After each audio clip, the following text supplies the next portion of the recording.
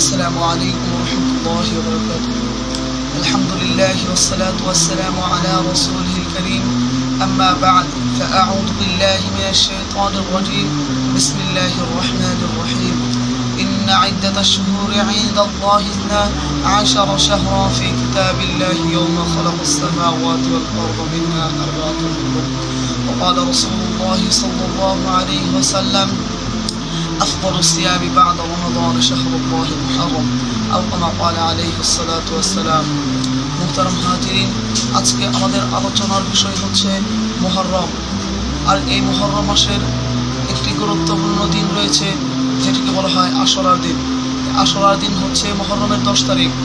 এই আশুরার দিন সম্পর্কে হুজুর সাল্লাল্লাহু আলাইহি ওয়াসাল্লাম বলেন, আফদালুস সিয়ামি বা'দা রমাদান শাহরুল্লাহিল মুহররম।